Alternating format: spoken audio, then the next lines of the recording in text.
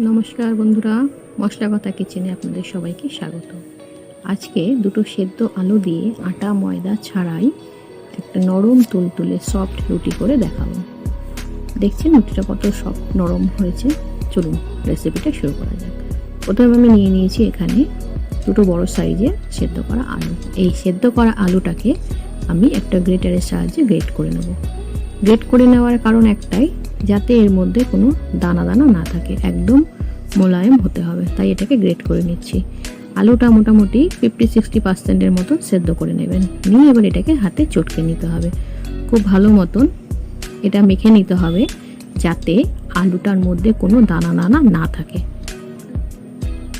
এইভাবে হাত দিয়ে মেখে নেবেন খুব ভালো মতন, বা একটা ম্যাশার থাকলে সেটা দিয়ে ম্যাশ করে নেবেন খুব ভালো মতন। দেখুন, এবার এর মধ্যে দিয়ে দিচ্ছি নুন, তার মধ্যে দিয়ে দিচ্ছি কুচানো দুটো কাঁচা লঙ্কা আর গোলমরিচের গুঁড়ো, আর দিয়ে দিচ্ছি কিছুটা ধনেপাতা কুচি। এবার এগুলো সব দিয়ে আলুটাকে আরেকবার মেখে নেব, যাতে সব ইনগ্রিডিয়েন্টসগুলো ভালোভাবে আলুর সঙ্গে মিশে যায়, সেইভাবে মেখে নেব। এবার এই আলু মাখাটাকে ঢেকে 10 মিনিটের মতন রেখে দেবো, 10 থেকে 15 মিনিটের মতন। এবার একটা তাওয়া গরম করে নিচ্ছি, আর এখানে নিয়ে নিচ্ছি আমি 100 গ্রামের মতন সাবু। এই সাবুটাকে আমি খুব ভালো মতন রোস্ট করে নেব, তেল ছাড়াই এটা রোস্ট করে নিতে হবে। দেখুন, নেড়ে চেড়ে অনবরত নেড়ে চেড়ে এটাকে রোস্ট করে নিতে হবে, খুব ভালো মতন ভেজে নিতে হবে আর কি। হয়ে গেছে। এবার এটাকে হাতে ধরা যায় এরকমভাবে ঠান্ডা করতে হবে।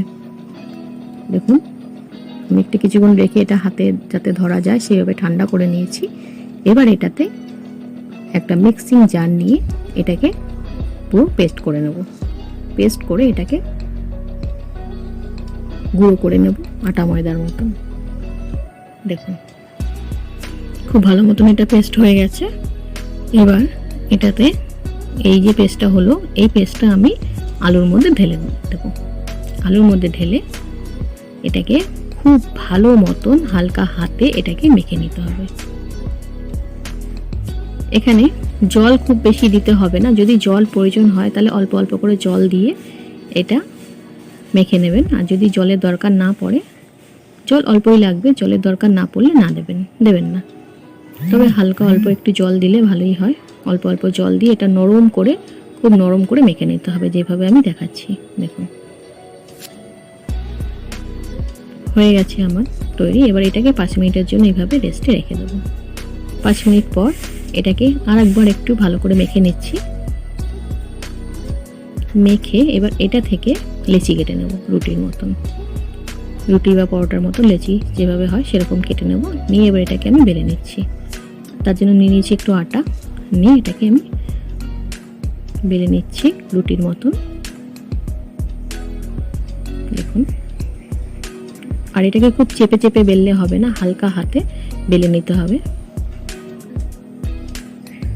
করে বেললে এটা ফেটে যেতে পারে সাইড দিয়ে, তাই জন্য এটাকে হালকাভাবে বেলে নেবো। এইভাবে প্রত্যেকটা রুটি আমি বেলে নিচ্ছি। আমার চ্যানেলে ভিডিওগুলো কেমন লাগছে বন্ধুরা অবশ্যই বলবেন। ভালো লাগলে আপনারা যদি কমেন্ট করেন, লাইক করেন, তাহলে নতুন নতুন ভিডিও বানানোর অনুপ্রেরণা পাবো। নতুন নতুন রেসিপি দেখার জন্য অবশ্যই চ্যানেলটাকে সাবস্ক্রাইব করে নেবেন। এবার একটা তাওয়া গরম করে নিয়েছি, নিয়ে এবার বেলে রাখা রুটিগুলোকে সেঁকে নেব। এইভাবে রুটি তৈরি করলে আটা ময়দা প্রয়োজন হবে না, খুব সুন্দর সফট নরম রুটিগুলো তৈরিও হয়ে যাবে। এবার ঘি বা তেল দিয়ে এটাকে পরোটার মতন করে এপিট ওপিট করে উল্টে পাল্টে সেঁকে নিতে হবে। দেখুন, খুব সুন্দরভাবে রুটিগুলো সেঁকে নিচ্ছি। এটা খালি রুটিও করা যায়, আমি এটাকে একটু তেল দিয়ে সেঁকে পরোটার মতন করে নিচ্ছি। যারা তেল খান না তারা ঘি দিয়ে করে নেবেন, বা খালি রুটিও করে খাওয়া যায়। খুবই নরম সুন্দর টেস্টি একটা রুটি তৈরি হয়ে যাবে বিনা আটা ময়দা ছাড়াই।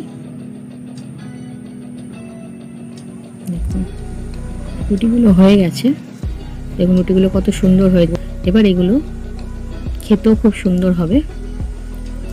রুটিগুলো খুব নরম সফট, খুব সুন্দর। দেখুন, একদম একটা হাতের মুঠোয় চলে আসছে, এতটাই সফট নরম রুটিগুলো হয়েছে।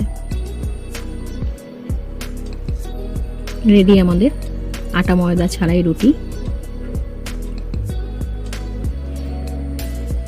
সম্পূর্ণ ভিডিওগুলো দেখার জন্য আপনাদের সবাইকে ধন্যবাদ।